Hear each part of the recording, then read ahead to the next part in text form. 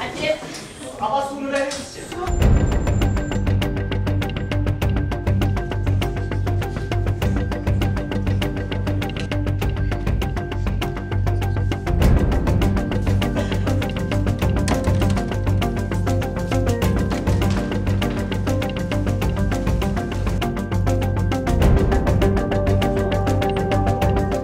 Sotter.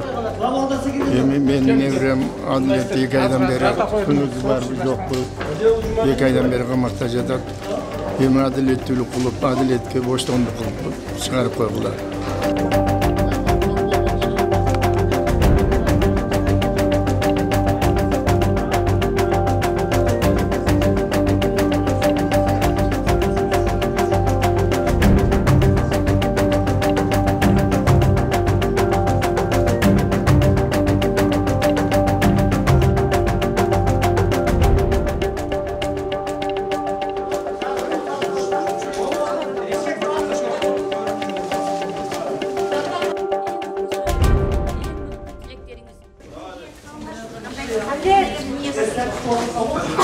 Anne, hava suyunu verir misin?